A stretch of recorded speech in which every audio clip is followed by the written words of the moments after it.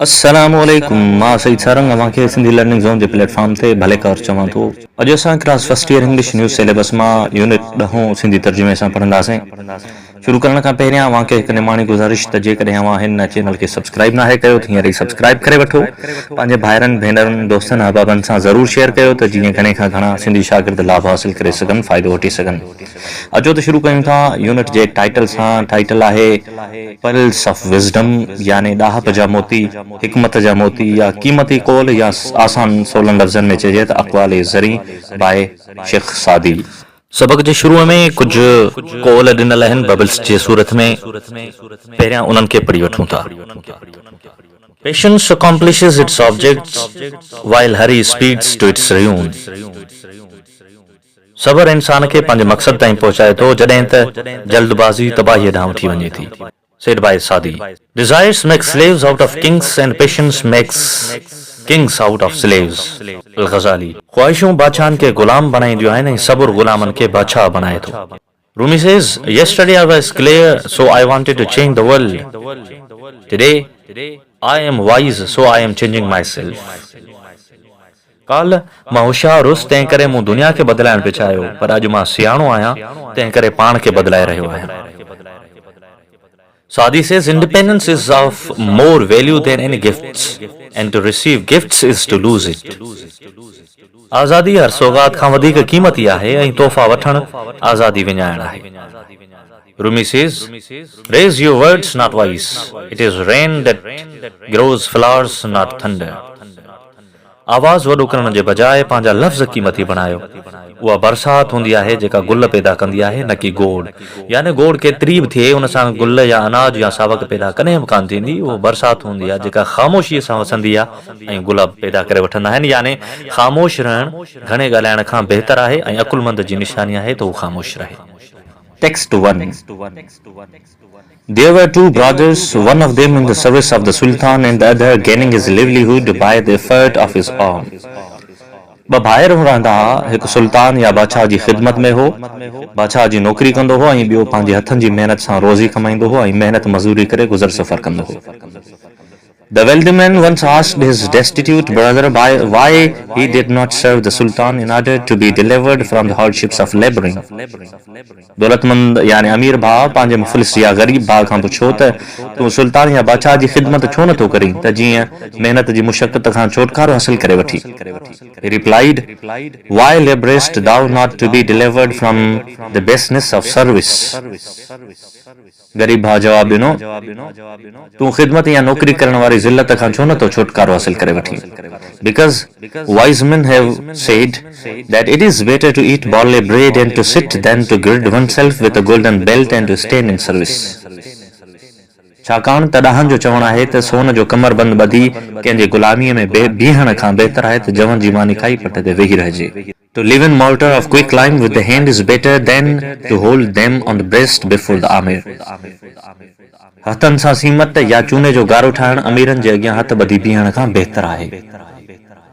My precious life was spent in considering what I am to eat in summer and wear in winter.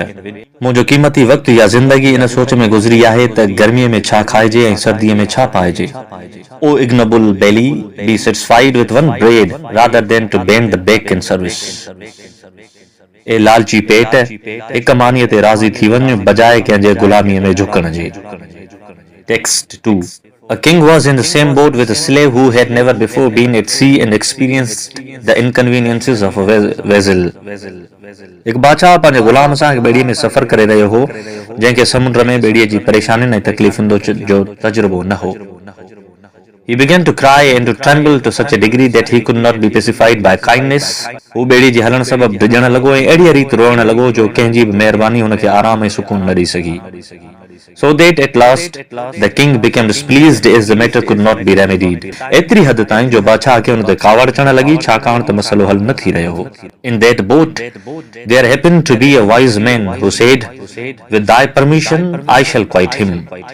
उन ॿेड़ीअ में हिकु ॾाहो या दाना माण्हू वेठल हो जंहिं चयो, जेकॾहिं अव्हां जी इजाज़त हुजे त मां हिन खे ख़ामोश कराए सघां थो। The king replied, it will be a great favor. बादशाह वणाणियो, इहो वॾो एहसान थींदो। The wise man ordered the slave to be thrown into the water so that he swallowed some of it. ॾाहे माण्हू हुकुम ॾिनो त गुलाम खे पाणीअ में उछलायो वञे त जीअं पाणीअ जो ॿुॾण जो मज़ो चखी सघे. Whereon he was caught and pulled by his hair to the boat. पोइ हुन खे वारनि मां पकड़े वारनि मां छिके ॿेड़ीअ में वापसि आंदो वियो. To the stern of which he clung with both his hands. गुलाम ॿेड़ीअ खे पंहिंजे हथनि सां मज़बूत पकड़ियो. Then he sat down in a corner and became quiet. कुंड पकड़े ख़ामोशी सां वेही रहियो.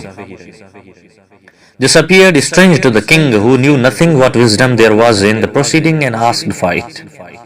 बादशाह खे ही लकाउ अजीब लॻो ऐं खे सम्झ में न आयो त उन में कहिड़ी हिकमत या दानाई आहे. The wise man replied, before he had tasted the calamity of being drowned, he knew not the safety of the boat. ॾाहे माण्हूअ वराणियो त जेसीं ताईं हुन ॿुॾण जो मज़ो न चखियो हो तेसीं ताईं हुन खे ॿेड़ीअ जे महफ़ूज़ी ऐं हिफ़ाज़त जी ख़बर न हुई. Thus also a man does not appreciate the value of immunity from a misfortune until it has befallen him. अहिड़ीअ तरह माण्हू बि जेसीं ताईं कंहिं मुसीबत में नथो पवे तेसीं ताईं सलामतीअ जो क़दुरु ऐं क़ीमत नथो ॼाणे. याने चङाईअ जो क़दुरु बुराईअ खां पोइ ई थींदो आहे. Text 3.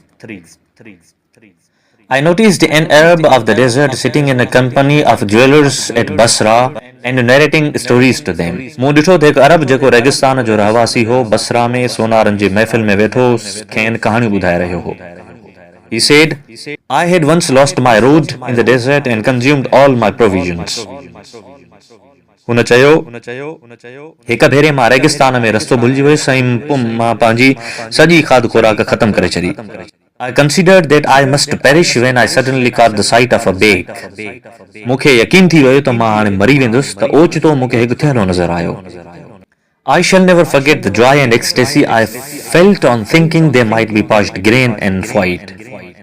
मूंखां उहा ख़ुशी ऐं उमेद कॾहिं बि न विसरंदी जॾहिं मूं सम्झो त उन में शायदि अनाज या खाधो हूंदो. Nor the bitterness and despair when I discovered them to be pearls. पर जॾहिं खोलियुमि त मां ना उमेद थी वियुसि जॾहिं ॾिठुमि त उन में अनाज जे बदिरां मोती हुआ. In a dry desert and among moving sand, it is same in a thirsty man whether he has pearls or shells in his mouth. ख़ुश्क सहरा ऐं उॾामंदड़ वारीअ में हलंदड़ माण्हूअ खे को बि फ़र्क़ु नथो पवे त हुन जे वात में मोती आहिनि या जवाहर या हीरा. When a man has no provisions and his strength is exhausted, it matters not whether his girdle is adorned with pearls or potsherds. जॾहिं माण्हू वटि खाधो न हुजे ऐं संदसि सॼी ताक़त ख़तम थी वञे तॾहिं हुन ते को बि फ़र्क़ु न आहे पवंदो त हुन जे ॻिचीअ खे मोतियुनि सां सींगारियो वियो आहे या हीरनि सां. Text 4. A sage instructing students said to them. एक बुजुर्ग पंहिंजे शागिर्दनि खे नसीहत कंदे चयो, learn a skill, हुनुर सिखो. Because property and riches of the world are not to be relied upon. छाकाणि त दुनिया जी मिल्कियत ऐं दौलत ते भरोसो नथो करे सघिजे. Also silver and gold are occasion of danger because either a thief may steal them at once or the owner spend them gradually. अहिड़ीअ तरह चांदी ऐं सोन बि ख़तरे जा उञाण आहिनि छो त चोर उन्हनि खे चोरी करे सघे थो या मालिक पाण उन्हनि खे आहिस्ता आहिस्ता ख़र्च करे छॾींदो. But a profession is a living fountain and permanent wealth. पर धंधो वहंदड़ चश्मो ऐं दाइमी दौलत आहे. And although a professional man may lose riches, it does not matter because a profession is itself a wealth, and wherever he goes, he will enjoy respect and sit in high places. जेतोणीकि हिकु माहिर या professional माण्हू पंहिंजी दौलत विञाए सघे थो पर इन सां हुन ते को बि फ़र्क़ु न पवंदो छाकाणि त हुनर दौलत आहे ऐं हू जिते बि वेंदो इज़त माणींदो ऐं सुठे मकाम ते हूंदो. Whereas he who has no skill will glean crumbs and see hardships. जॾहिं त जंहिंखे हुनुर न हूंदो उहो टुकर मेड़ींदो रहंदो ऐं तकलीफ़ूं ॾिसंदो रहंदो. Text 5. I heard a wise man saying that no one has ever made a confession of his own folly except he who begins speaking, whilst another has not yet finished his talk. मूं हिकु ॾाहे खे चवंदे ॿुधो त को बि माण्हू पंहिंजी बेवकूफ़ीअ जो इतराफ़ नथो करे सवाइ उन जे जेको ॿिए जी ॻाल्हि मुकमल थियण खां अॻु ॻाल्हाइणु शुरू करे छॾे थो. Words have a head, O shrewd man, and a tail. लफ़्ज़नि खे बि मथां ऐं पेर थींदा आहिनि. ए चालाक आदमी, do not insert thy words between words of others. ॿियनि जे लफ़्ज़नि में पंहिंजा लफ़्ज़ न ट्रुंब. The possessor of deliberation, intelligence and shrewdness does not say a word till he sees silence. जेको सोच वारो ऐं अकुलमंद आहे उहो तेसी ताईं नाहे ॻाल्हाईंदो जेसीं ॿियो ॻाल्हाए बस नथो करे। मैक्सिम्स यानी कोल या हिकमत भरिया जुमला। Property is for the comfort of life, not for the accumulation of wealth. दौलत ज़िंदगीअ जी आसाइश लाइ हूंदी आहे, आराम सुकून लाइ हूंदी आहे, न कि गॾु करण लाइ। A sage having been asked who is lucky and who is not, replied, एक बुजुर्ग खां पुछो वियो त केरु खुशनसीब आहे ऐं केरु बदनसीब आहे, त हुन वराणियो, he is lucky who has eaten and sowed, but he is unlucky who has died and not enjoyed. उहो खुशनसीब आहे जंहिं खाधो ऐं पोखियो, ऐं उहो बदनसीब आहे जेको मरी वियो ऐं लुत्फ़ अंदोज़ न थी सघियो। यानी उहे माण्हू जेके सॼी उमिरि दौलत गॾु कंदा रहनि था ऐं मरी वञण खां पोइ उहा दौलत ईअं ई रहिजी वञे थी, उनजो लुत्फ़ नथा वठी सघनि, उहे माण्हू बदनसीब आहिनि। जेके माण्हू कमाइनि था, गॾु कनि था ऐं उनखे इस्तेमालु कनि था, ज़िंदगीअ में ख़र्च करे उन गॾु कयल मिल्कियत जो मज़ो वठनि था, उहे ख़ुशनसीब शख़्स आहिनि। It is contrary to what is proper and against the opinion of wise to partake of medicine by guess and to go after a caravan without seeing the road. अंदाज़े सां दवा वठण ऐं रस्तो ॾिसण बिना काफ़िले जे पुठियां हलण पिणु बेवकूफ़ी आहे। Imam Muhammad Ghazali, upon whom be the mercy of Allah, having been asked in what manner he had attained such a degree of knowledge, replied, Imam Ghazali रहमतुल्लाह अलैह खां पुछो वियो त तव्हां अहिड़े इल्मी मर्तबे ते कीअं पहुता, त हुन वराणियो, he replied, by not being ashamed to ask about things I did not know. हुन वराणियो, मां उन्हनि ॻाल्हियुनि खे पुछण में कॾहिं बि शर्म महसूस न कयो, कॾहिं बि आर महसूस न कयो जेकी मां न ॼाणंदो हुउसि। A weak man trying to show his prowess off against a strong one only aids his foe to encompass his own destruction. एक कमज़ोर माण्हू जॾहिं कंहिं ज़ोरावर या ताक़तवर सां मुक़ाबले करण जी कोशिश करे थो त पंहिंजी तबाहीअ जो सबबु पाण बणिजे थो, यानी उहो पंहिंजे पेर ते पाण कुहाड़ो हणे थो। Even after falling into mud, a jewel retains its costliness. मिटीअ में किरण खां पोइ बि मोती सदाईं मोती रहंदो आहे। And dust, although it may rise into the sky, is as contemptible as before. पर मिटी आसमान ते उॾामण जे बावजूद बि मिटी ई रहंदी आहे, दज़ ई रहंदी आहे। Capacity without education is deplorable and education without capacity is thrown away. क़ाबिलियत बग़ैर तालीम जे अफ़सोसनाक आहे ऐं तालीम बग़ैर क़ाबिलियत जे ज़ाया आहे। Drop upon drop collected will make a river. फुड़ो फुड़ो गॾिजी दरिया ठाहींदा आहिनि। Rivers upon rivers collected will make a sea. ऐं दरिया मिली समुंड ठाहिनि था। Little and little together will become much. थोरो थोरो गॾिजण सां तमामु घणो बणिजी वञे थो।